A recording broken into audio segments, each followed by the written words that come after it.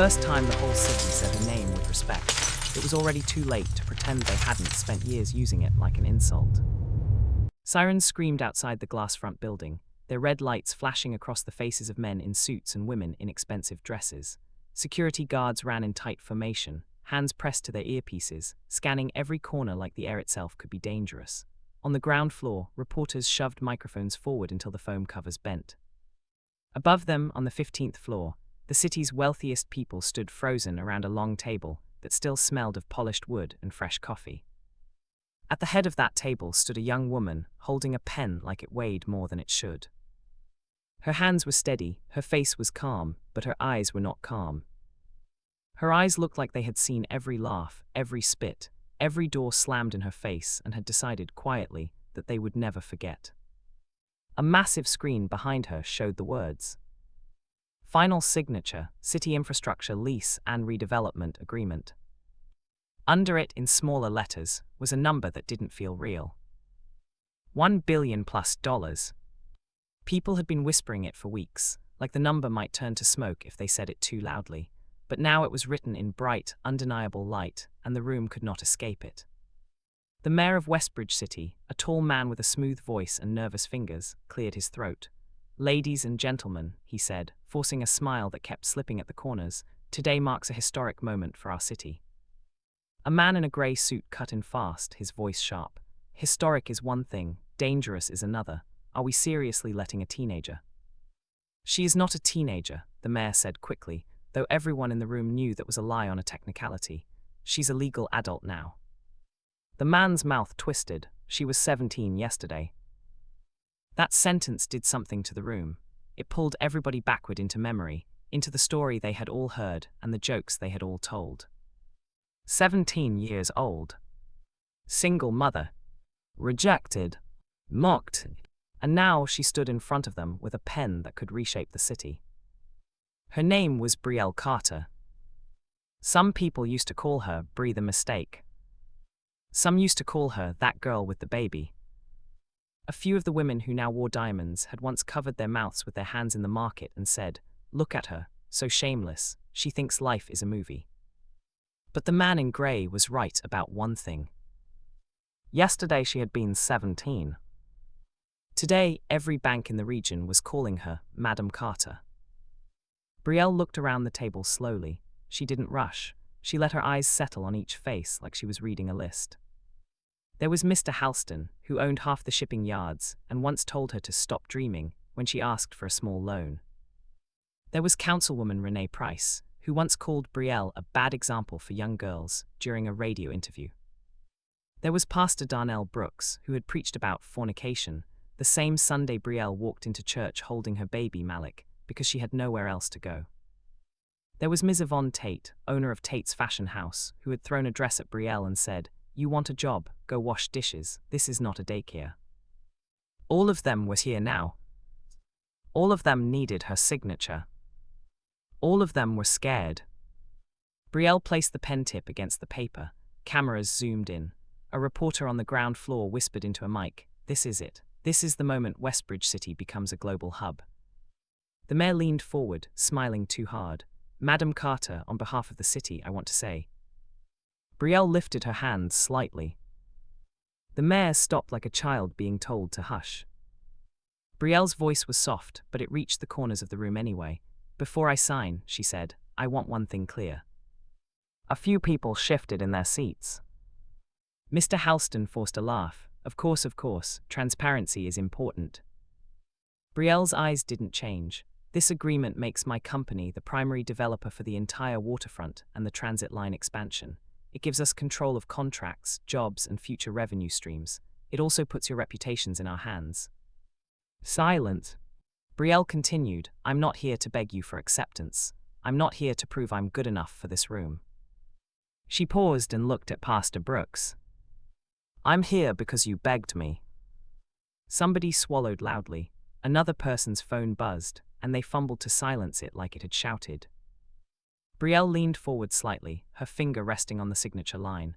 "And I'm going to sign," she said, "because this city needs clean water, stable electricity, and roads that don't swallow people when it rains." She smiled once, quick and small. but I will not pretend I forgot what you did to me. The man in grey suit, whose name was Victor Lang, slapped his palm on the table. This is emotional nonsense. Business isn't about feelings. Brielle looked at him like he was a fly that had landed on something expensive. Business, she said, is about power.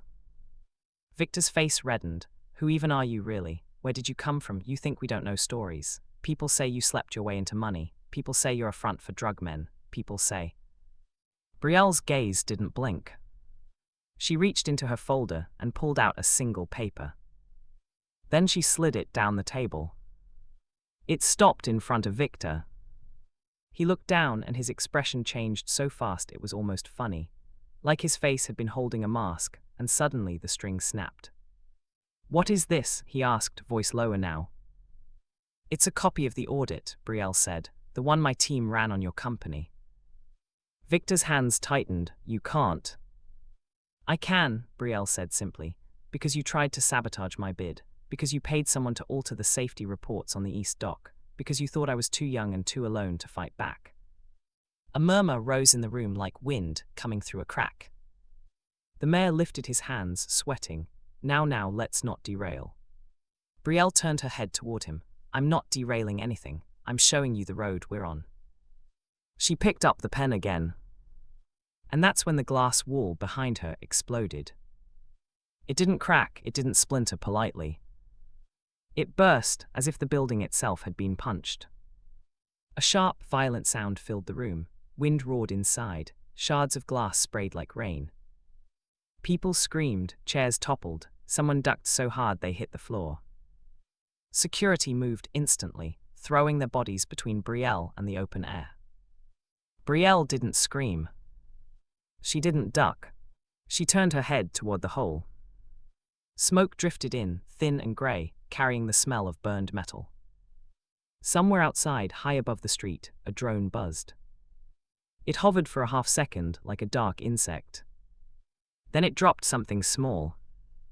Something silver. It fell fast, tumbling end over end. A security guard shouted, "Down." People scattered, knocking into each other, grabbing briefcases like the briefcases could save them. The silver object hit the carpet and rolled.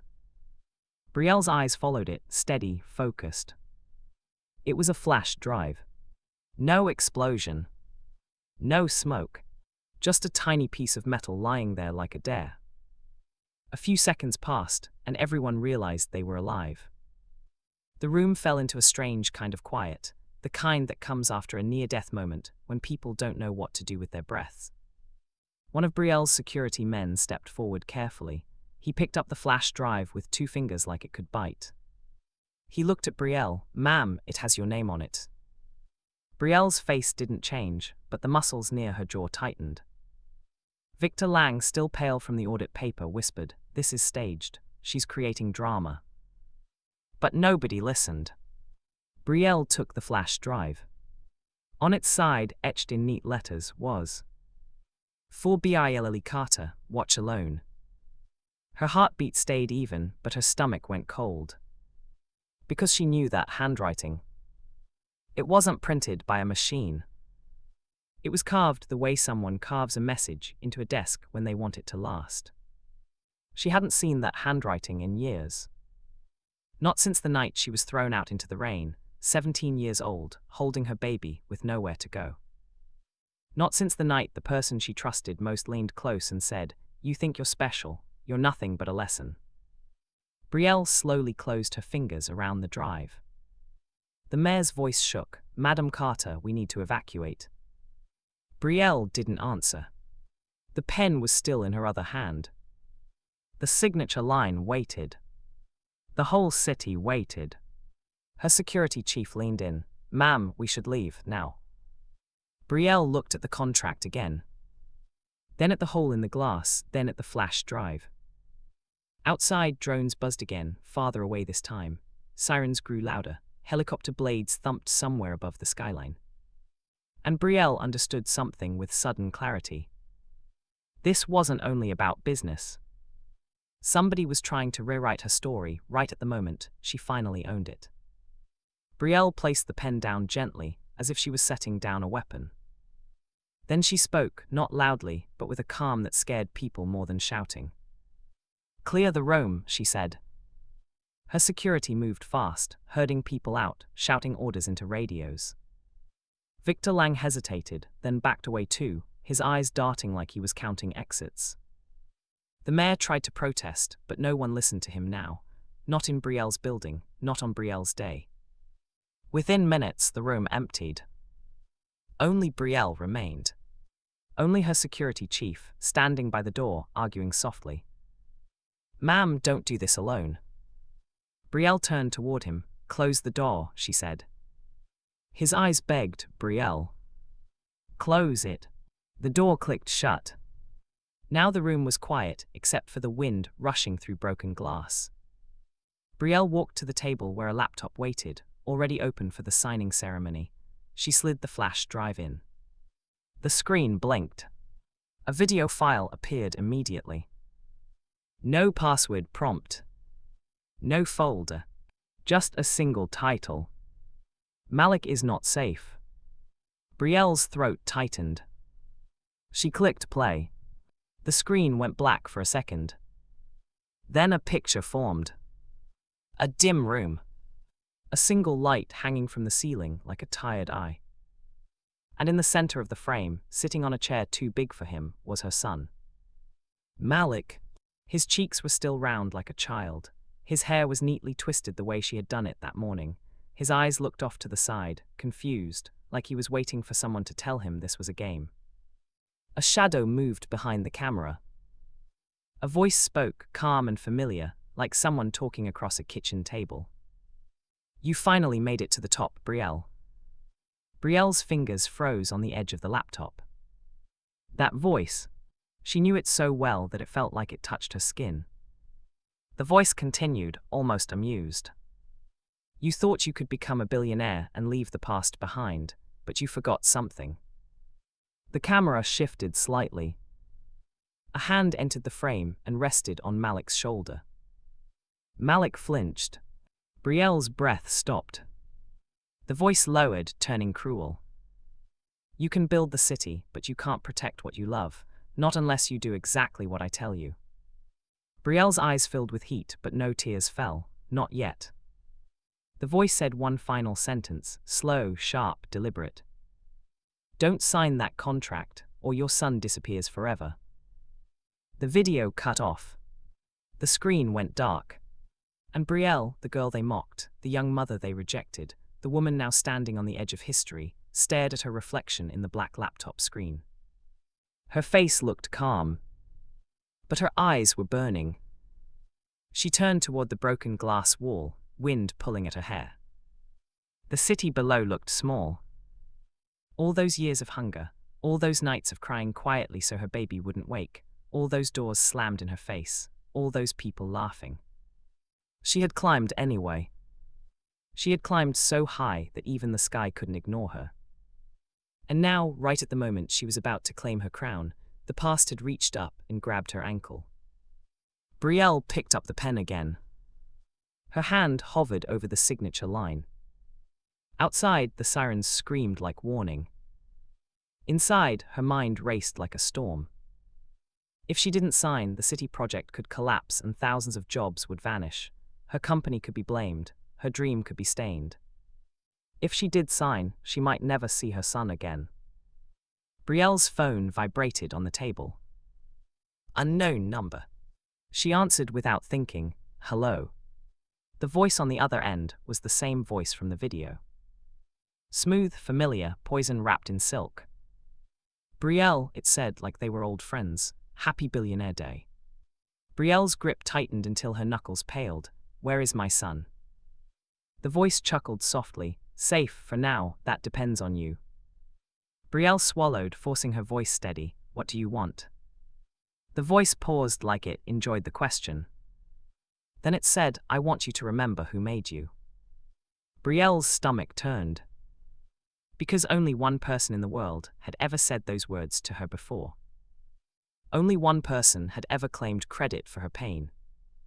Brielle's mouth went dry. "No," she whispered, more to herself than to the phone. The voice smiled through the line. "Yes. Brielle's eyes moved to the contract again. Her signature would make her the first billionaire in Westbridge City. Her refusal could destroy everything she built. The voice spoke again, slow and certain. "You have 1 hour, don't sign. Meet me alone at the old rail yard by the waterfront. Bring the audit papers." Brielle's heart hammered once, hard. "Why the audit?" she demanded. The voice answered like it was statting the weather. "Because Victor Lang isn't the enemy, he's just a tool." Brielle's eyes widened slightly. The voice continued. "The real enemy is already inside your circle, and if you don't come, Brielle, you'll learn what it feels like to be powerless again." The call ended. Brielle stared at the phone. The wind roared through the broken glass. Her security chief knocked urgently from outside the door. "Ma'am, are you okay?" Brielle didn't answer. She looked down at the contract again. Then she looked at the black screen of the laptop, still reflecting her face. In that reflection, she could almost see the 17-year-old girl she used to be. The girl standing in rain with a baby in her arms. The girl being laughed at. The girl being rejected. That girl had promised herself something that night, a promise so deep it became the backbone of her life. "Nobody will ever control me again." Brielle lifted the pen. The tip hovered over the line. And in the space of a heartbeat, she made a decision that could save her city or save her son, but maybe not both. She lowered the pen. And just before the ink touched the paper, the door handle outside rattled hard. Not a polite knock. Not security. Someone was trying to force it open. Brielle's eyes snapped to the door. The lights flickered once. Twice. Then the entire floor went dark. In the sudden blackness, Brielle heard a soft click behind her. The sound of another flash drive dropping onto the table. A new voice whispered from the darkness, close enough to touch her ear. "You should have stayed, poor Brielle." And Brielle, standing alone at the peak of her life, realized the cliff she was on was steeper than she had ever imagined. Because whoever was in the room with her wasn't outside the building. They were already inside. And they were not afraid of her money at all. They were afraid of what she remembered. And what she was about to do next. The darkness did not last long, but in those few seconds, Brielle Carter felt the weight of every year she had fought to survive pressed down on her chest. The lights snapped back on. Bright, unforgiving. The conference room looked the same, broken glass, overturned chairs, the contract still waiting, but the feeling in the air had changed. It felt violated, like someone had walked through Brielle's mind and left muddy footprints. She spun around. No one was behind her. No shadow slipping away, no open door, no hiding place. Her security chief burst in at the same time, gun raised, eyes sharp. "Ma'am." Behind him, 3 more guards flooded the room, scanning corners, checking under the table, along the walls, near the shattered glass. "Clear," one said. "Clear," another echoed. Brielle's heart pounded, but her voice stayed steady. Someone was just here. Her security chief frowned. No movement on cameras, no alerts, no forced entry. Brielle looked down at the table. The second flash drive sat there like proof she hadn't imagined it. "Then explain that," she said. The guards exchanged looks. Her chief picked it up carefully. "We need to get you out of here." Brielle shook her head slowly. "Not yet." "Ma'am, if I leave without answers," she said, "I lose control." He hesitated, then nodded. He knew that tone, the one she used when deals were about to turn deadly. Brielle sat down and inserted the second flash drive. This one didn't show a video. It showed pictures. Pictures from her past. Her breath caught as the first image filled the screen. A tiny room with peeling paint and a mattress on the floor. Her first apartment. The place she had moved into after being kicked out of her aunt's house, after the church whispers, after the friends who stopped answering calls. She clicked next.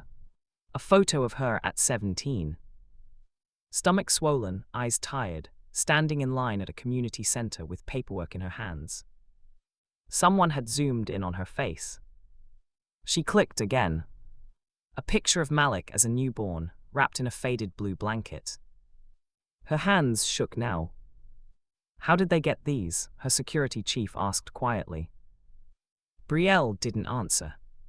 Because she already knew. Only one person had been close enough back then, close enough to photograph her pain, close enough to know where she slept. The screen changed again. Text appeared, typed in clean black letters. You built your empire on my back. Brielle exhaled slowly through her nose. No, she whispered, I built it on my own. Another line appeared. You left me behind. Her jaw tightened. I escaped, she corrected. The final message flashed. Come to the Ariel Wayadi, alone. The screen went black. The room felt smaller.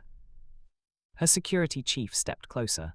Ma'am, whoever this is, they've crossed into kidnapping and terrorism. We involve federal authorities. Now. Brielle stood up. If I do that, she said, Malik dies.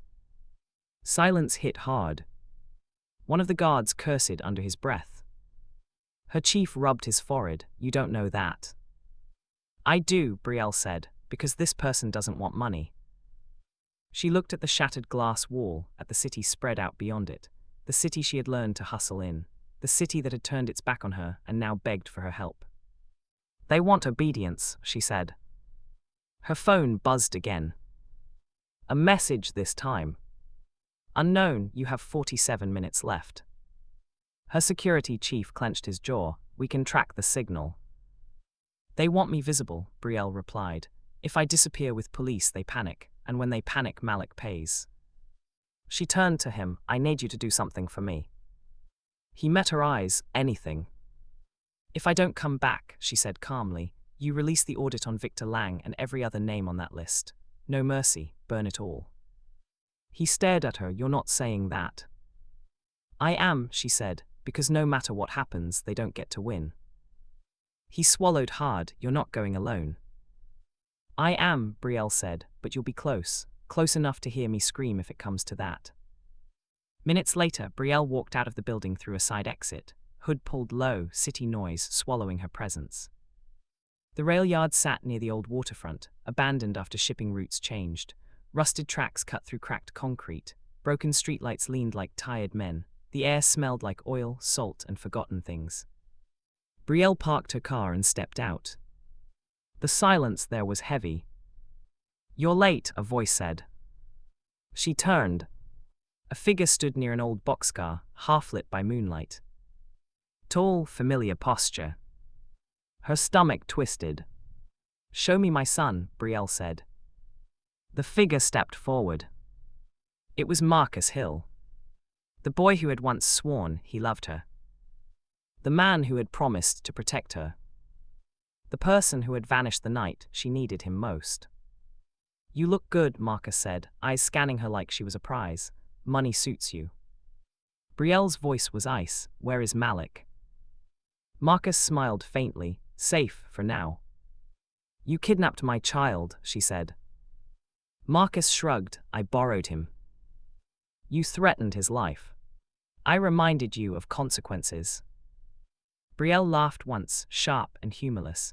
You always liked consequences when they weren't yours. Marcus's smile faded slightly. You left me, he said. You took my ideas, my plans, you ran. I was pregnant, Brielle snapped, and you told me to get rid of it. Marcus stepped closer. I told you to think logically. My child is not a mistake, she said. Marcus sighed. See, that's where you and I differ. You let emotions slow you down. I turned it into fuel. Brielle crossed her arms. You didn't build anything. Marcus's eyes darkened. I built you. The words landed like poison. You taught me how to survive, Brielle said, by hurting me, by humiliating me, by leaving when I had nothing. She stepped closer now, and I learned. Marcus's phone buzzed. He glanced at it, then smiled. You have 30 minutes, don't sign the contract, hand over the audit files, walk away from the city deal. And if I do? Brielle asked. Marcus looked her straight in the eye. Malik grows up without a mother. Brielle felt something crack inside her chest. But she didn't show it. Instead, she tilted her head. You really think you can outplay me? Marcus chuckled. I already am. He turned and walked toward the shadows. Think carefully, Brielle. You were powerless once. Don't become that girl again. He disappeared between the boxcars. Brielle stood alone, fists clenched. Her phone buzzed again. Unknown, time is ticking. She looked up at the dark sky. And for the first time in years, fear wrapped itself around her throat. Not fear of poverty. Not fear of rejection. Fear of losing the one thing she had never been willing to sacrifice. Her son. She turned back toward her car. Inside, her security detail waited at a distance, watching. Brielle knew whatever she chose next would change everything. The city, her empire, her motherhood, and the war with the man who knew her scars better than anyone else. As she drove away from the rail yard, one thought repeated in her mind like a drumbeat. This is not just business anymore. This is survival. And someone was about to lose everything. If this story has pulled you in so far, now is the perfect moment to pause and connect. Before the next chapter unfolds, make sure you subscribe to this channel so you don't miss what happens next. Like this video if you're feeling the tension already, and share it with someone who loves powerful stories of struggle and triumph. Also, let us know in the comments where you're watching from right now. And think about this question carefully. If you were in Brielle's position, would you choose your child over the future of an entire city, or would you risk everything for both? Brielle did not drive straight home. She circled the city first, letting the streets speak to her the way they always had. Neon lights buzzed over closed shops, buses hissed at corners. Somewhere, music thumped from an open car window, loud and careless. Life was moving on like nothing had changed, like a 17-year-old single mother wasn't being blackmailed into choosing between her child and an entire city. She parked under a broken streetlight and turned off the engine. For a long moment, she just sat there, hands resting on the steering wheel, breathing slowly. Fear was there, real fear, thick and sharp. But underneath, it was something else. Anger. Not wild anger, not the kind that made you scream. The cold kind. The kind that organized itself. Marcus thought he still owned her story. He thought he was the author. Brielle closed her eyes and the past came rushing back, uninvited. 17. Rain pouring down like the sky had a personal problem with her. Marcus standing in the doorway of his apartment, arms crossed, face hard. You can't bring that baby here, he had said, not shouting, not whispering, just statting it like a rule. I have nowhere else, Brielle had said, clutching her swollen belly. Marcus had looked past her, already done. Then you better figure something out. That was the moment something inside her had snapped into place. Not broken. Built. She opened her eyes and picked up her phone. Patch me through, she said calmly when her security chief answered. Encrypted line. A pause, you sure? Yes. The line clicked. I want a silent sweep of every warehouse, storage unit, and private property Marcus Hill has touched in the last 5 years, Brielle said. I want bank records, shell companies, burner phones. I want everything. That'll take time, he replied. I have less than an hour, she said. Move. She hung up and made another call. This one was riskier. The phone rang twice before a woman answered. You better not be calling me for nostalgia. Brielle allowed herself a small smile. Hello, Naomi. Naomi Brooks had once shared a mattress on a floor with Brielle.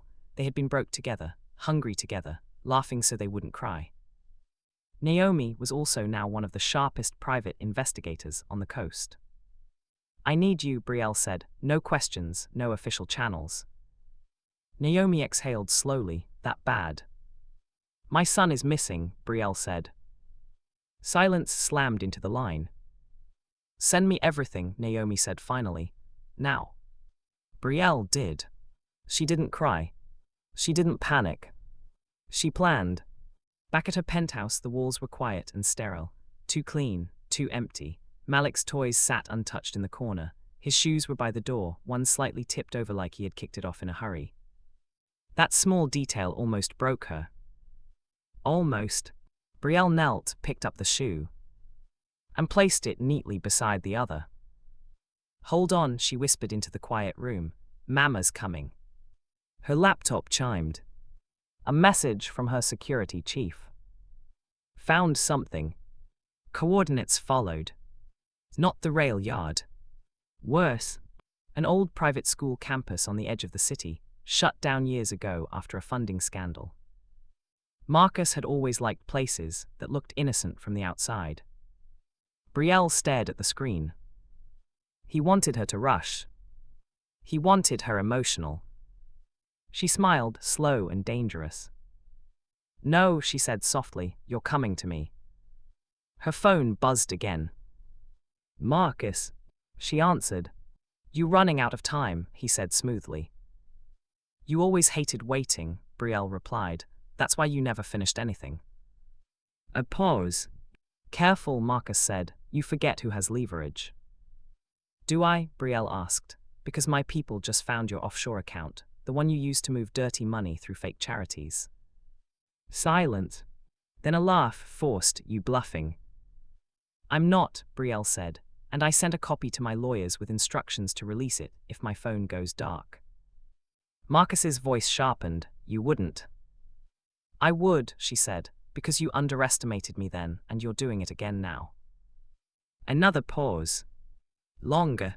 "You're stalling," Marcus said. "No," Brielle replied, "I'm negotiating."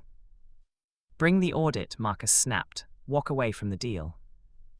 Brielle leaned back in her chair, calm as glass. "You want the audit because it connects you to Victor Lang, because if he falls, you fall." Marcus exhaled sharply. "You were always smart," he said. "And you were always lazy," Brielle replied. "You let other people build things for you, then claimed credit." "You think this ends well," Marcus said. "I still have your son." "And I still have your future," Brielle said. "So here's how this goes. You bring Malik to the waterfront cafe near Pier 7, public place, cameras everywhere, you walk away."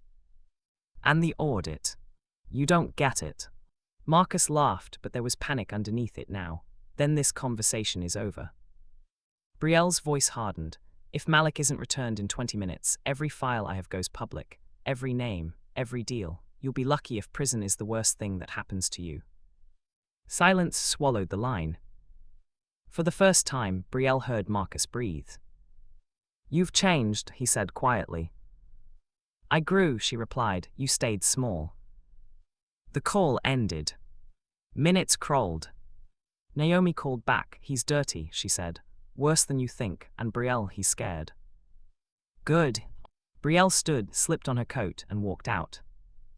At Pier 7, the water slapped gently against the docks, calm and unaware. Couples walked by, laughing. A man sold roasted nuts from a cart. Life looked normal. Marcus appeared 10 minutes later. And beside him, holding his hand, was Malik. Brielle's chest locked. She walked forward slowly, eyes never leaving her child. Malik saw her and smiled. "Mama." She dropped to her knees and caught him as he ran, holding him so tightly he laughed. "I missed you," he said. "I know," she whispered into his hair. "I know." Marcus stood a few feet away, hands in his pockets. "Deal done," he said. "Now delete the files." Brielle stood, Malik tucked against her side. "No," she said. Marcus's face changed. "You promised." "I promised nothing," Brielle replied. "You assumed." His jaw clenched. "You think this is over?" "For you," she said calmly, "it is." Sirens wailed nearby. Marcus's eyes widened as unmarked cars rolled in from both sides. Naomi stepped out of one. "So good to see you again," she said sweetly. Marcus backed up. "You set me up." Brielle met his eyes. "You set yourself up, I just finished the job." As Marcus was dragged away, kicking and shouting, he screamed her name. "You'll regret this." Brielle didn't flinch. She picked Malik up and walked away. But as she reached her car, her phone buzzed again. A message from an unknown number. You won this round. She froze. Because I let you. Brielle's blood ran cold. She looked around the crowded pier, suddenly unsure of every face. Because Marcus hadn't been working alone. And the real game was only just beginning. Brielle did not sleep that night. Malik lay curled beside her on the bed, one small hand gripping the edge of her shirt like he was afraid she might disappear if he let go. His breathing was slow and even, but every time he shifted, Brielle's heart jumped. The message echoed in her head. You won this round because I let you. Marcus was in custody. That should have meant relief. It didn't. Because Marcus had never been the type to surrender control without a backup plan. He loved leverage too much, loved secrets even more. At dawn, Brielle eased herself out of bed and walked onto the balcony. The city stretched beneath her, waking up, unaware of how close it had come to burning. Her phone buzzed. Naomi. I've been digging all night, Naomi said without greeting. Marcus didn't plan this alone. I know, Brielle replied. He's part of a larger investment ring, Naomi continued. Off-books, politicians, developers, even some non-profits, but here's the thing. Brielle leaned against the railing. Say it. Marcus was the fall guy, Naomi said. The loud one, the reckless one, the rest of them stay clean. Brielle closed her eyes. And there's more, Naomi added. The city contract you delayed, someone else wants it badly, someone with reach. Brielle opened her eyes. Who? Naomi hesitated. The same people who funded the private school campus, the same people who buried the funding scandal, the same people who just lost control of you. Brielle felt the pieces slide into place. They want me scared, she said, unstable. They want you to look reckless, Naomi agreed, a young single mother with too much power. Brielle exhaled slowly. They don't know me. That morning, the city exploded with rumors.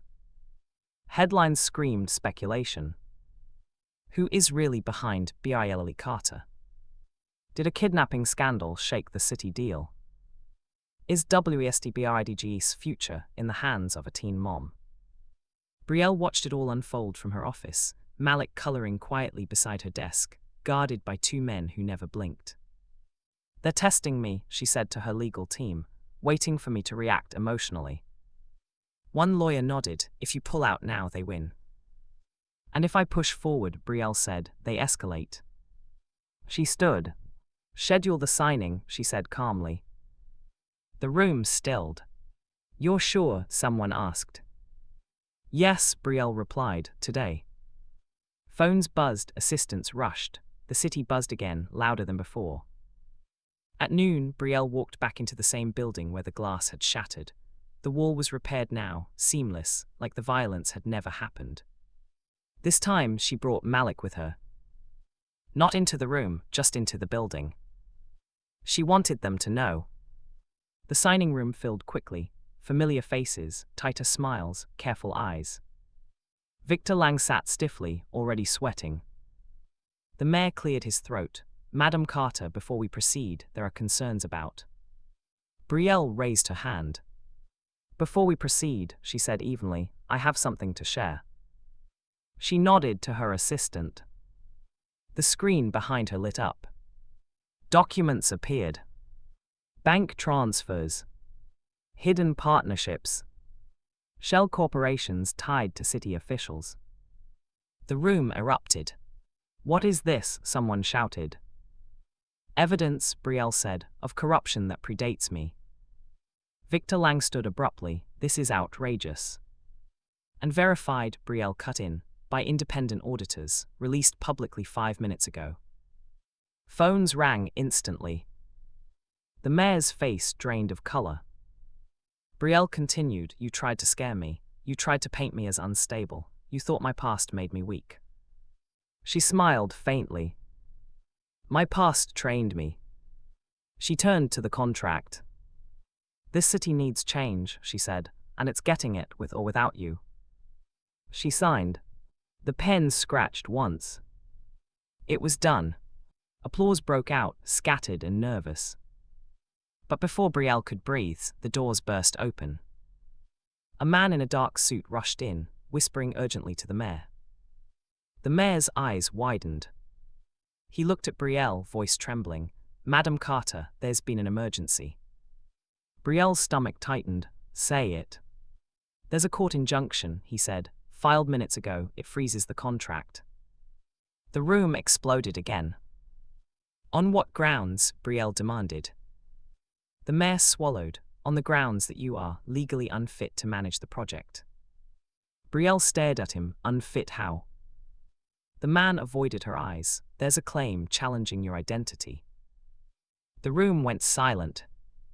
Brielle's breath slowed. "What claim?" she asked. The mayor's voice dropped. "That you are not the biological mother of your child."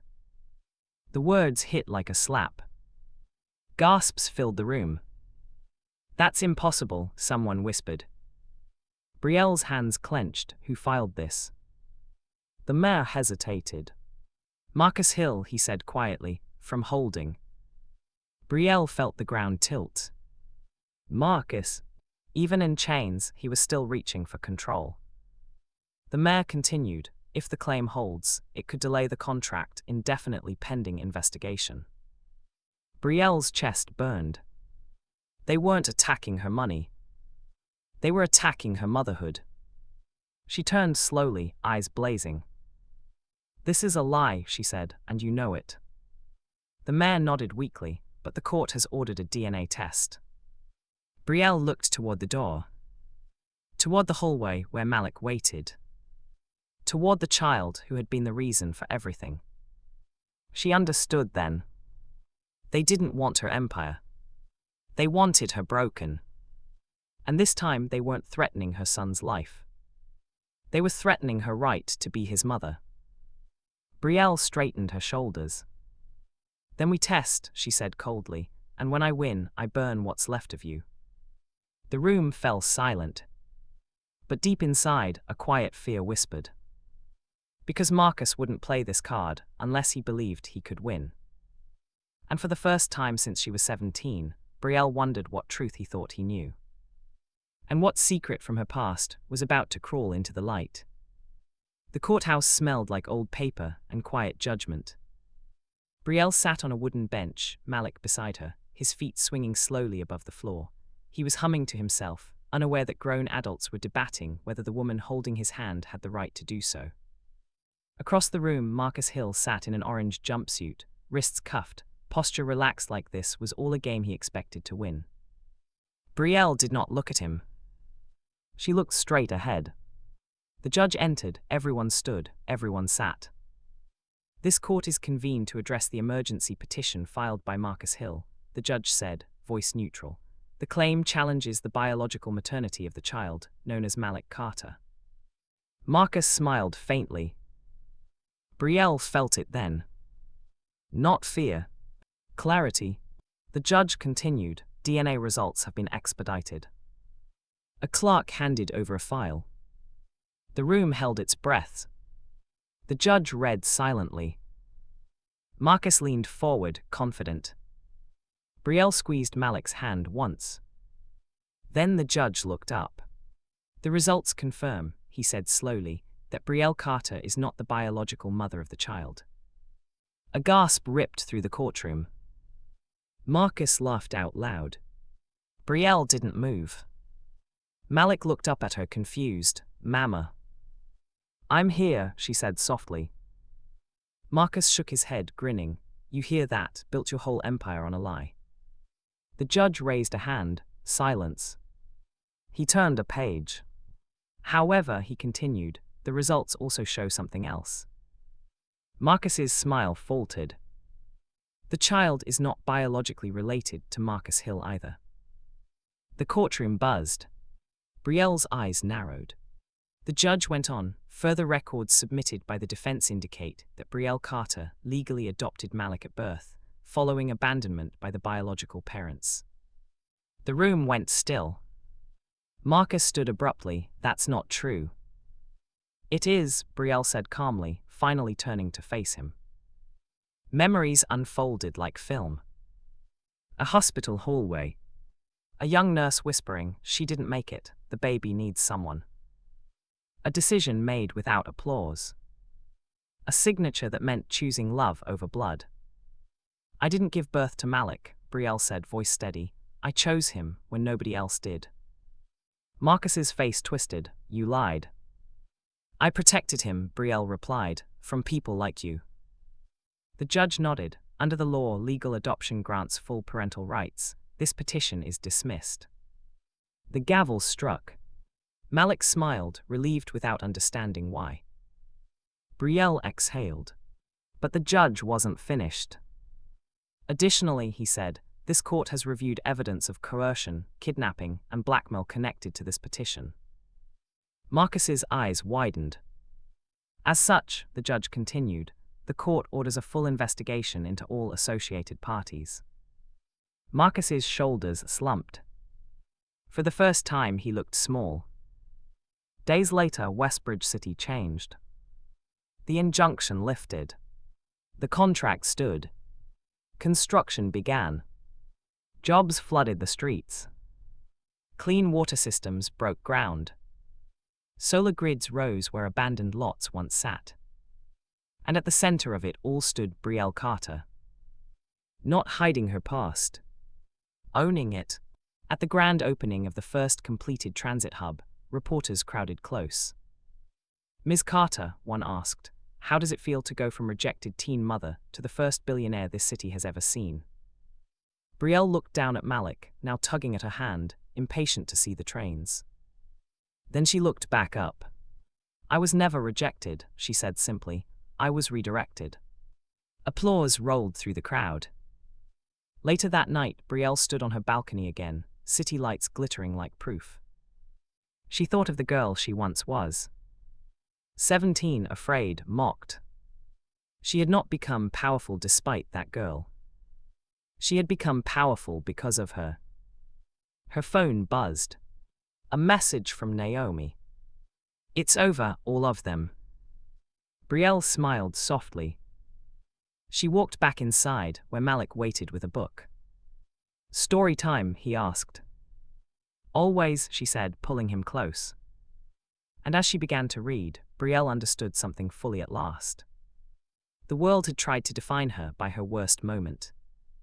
She had answered by becoming its greatest surprise. If this story moved you, now is the perfect time to support the channel.